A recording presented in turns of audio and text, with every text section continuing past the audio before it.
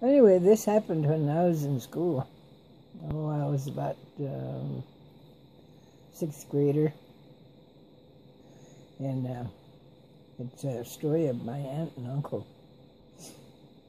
Anyway, they planted a big garden down there by the river where their place was. It was near the big wind. Anyhow, this old fellow that we called Horse Eater, he lived up in this part of the country, and he walked everywhere he went. He walked. Never rode a horse or a wagon or anything. Because if anybody allowed him to take a ride with him, well, they usually had bad luck, like maybe their wagon would break down or their horse would get lame, whatever. So he just never tried to interfere with anybody's life. He just went his own way. Anyway, one day he went down. He decided to go down and visit my aunt and uncle down there along the river.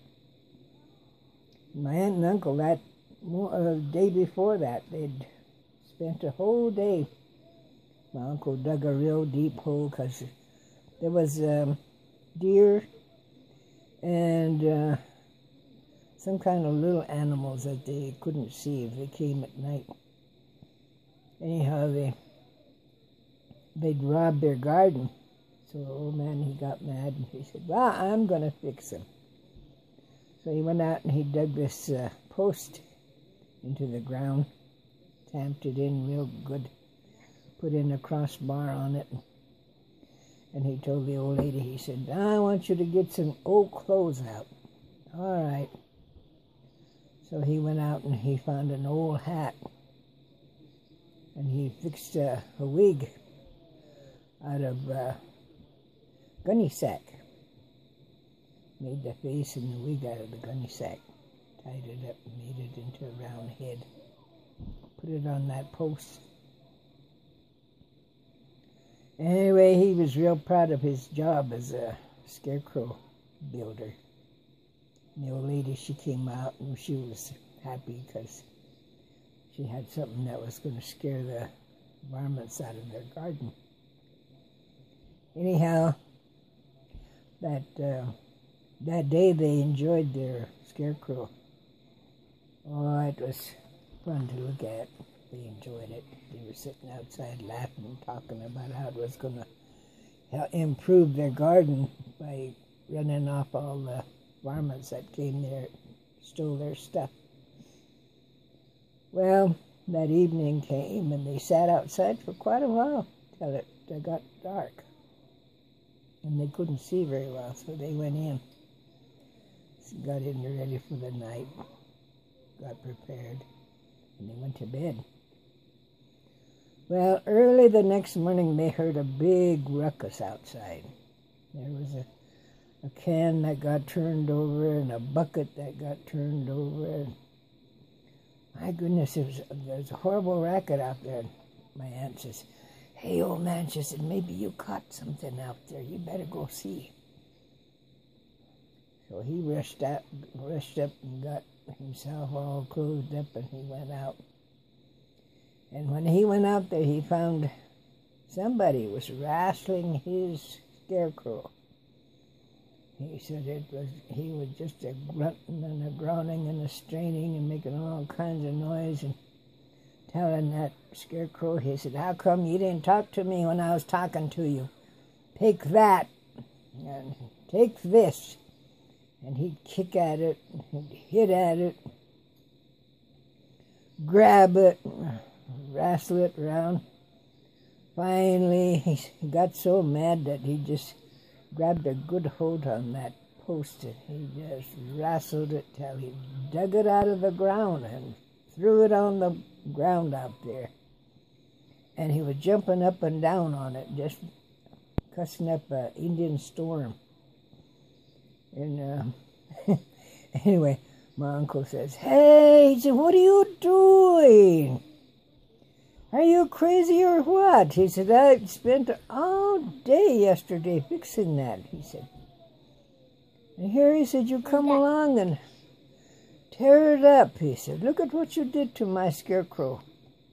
Supposed to take care of my garden for me. The old man was huffing and puffing, and he came in. He found a log to sit on, and he was sitting there. He'd look at the Scarecrow, and he'd look at my uncle. My aunt came out, and she was standing in the door. She said, "Ooh," she said, "what did you do that for?" And he said, "Well," he said, "it was early, kind of dark out here, and I couldn't see too well." And he said, I was talking to this man. But he said, this man made me mad because he wouldn't answer me, he said. He wouldn't say nothing to me. He just stood there, he said. Well, he said, made me so mad I just went over and started hitting him. But he said he wouldn't even hit back. He said he just stood there and just took all my hits. I even kicked him. He said it didn't help. He still wouldn't say nothing to me, he said. Anyway, my aunt said, "Gee whiz," she said, "we spent all day yesterday fixing that Scarecrow so our garden wouldn't get raided by all these animals that come in the night and raid my garden." She said, "No," she said, they're going to be on it again," she said. She said, "You ought to be ashamed of yourself for taking things apart like that." Well, he said, that thing had no business not talking to me. Anyway, he went ahead and they visited. And Uncle, he went out and he was trying to repair his Scarecrow. He put the post in while they were busy visiting Auntie and the old man. Anyway, he puts the post back in. He said, I'll put your arms on later, he told that post. And he said, I'll find another head for you. Anyway, he went back and they all had coffee and lunch. And they were sitting there talking and laughing. And that old man, I guess he looked at my uncle and my aunt, and he was staring at them for quite a while. Just giving them the once-over real good. And they said, "What's the matter?" And they said, "Well," he said, "I was just looking at you guys," he said. He said, "Gee, you guys took all that time to make that crazy man out there," he said. And he said, he wouldn't talk to me. He said, he just wouldn't talk to me. So he said, I got mad, and he said, I took him apart. But he said, I didn't know you guys worked that hard on fixing that thing. Fixing it so that your garden wouldn't get raided, he said. I feel bad about that, he said. Anyway, he said, I'll have some more coffee. So my aunt gave him more coffee. He said, well, he said, I better get going. He said, I got to go to Fort Washington today. He said, you leaving now? He said, yeah, it's still early. So he had his coffee and sat for a while, and he took off, started walking.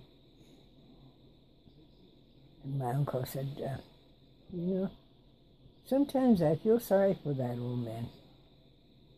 He said, he don't have no wife, no kids, nothing. He said, he's just all by himself. And he said he's got this horrible thing that the spirits told him that he's not supposed to do. But he said, he tries to be careful, but he said, I'm sure that one of these days he's going to run into a problem, he said. But anyway, he said, I hope he gets down there and comes back like he said he was going to. So that was the last they saw of him that day. And they saw him a couple times later, talked to him, visited with him, enjoyed his company. And he even came up and visited us up at the house with the old folks. And he'd tell some crazy stories, tell about his experiences and how he did this and did that. Even talked about going into the mountains and staying overnight up there. He said, there's a cave up there. He said, I like to go up there and visit that cave once in a while. He said, there's nothing in there. He said, it's just a cave. But he said, I'll build me a little fire, and he said, I'll maybe eat a rabbit or two. And he said, I have fun, he said, going up there and being in the mountains, he said. He said, I was looking for that cedar. He said, that sweet cedar in the mountains one day. And he said, I went up there and spent a whole day looking. He said, I could smell it, but he said, I couldn't see it. So I said, I gave up and I came home. He said, on the way down about almost to the foot of the mountains, he said, I smelled that real strong, he said. So I said, I stopped, I looked around. He said, all I could see was a little bitty tree, he said, just standing there all by itself. So he said, I went over and out of curiosity, he said, I went over to check it. Here, he said, that's the one I was looking for all day. He said, it was standing right in my road. He said, I didn't see it all day. He said, coming back, I seen it that time. But he said, that's the way things are. He said, if you go to the mountain with certain ideas, he said, sometimes you'll find it, and sometimes you won't. He said, it just all depends. He said, on them spirits up there, he said, what they want you to have and what they don't want you to have. But that was his story.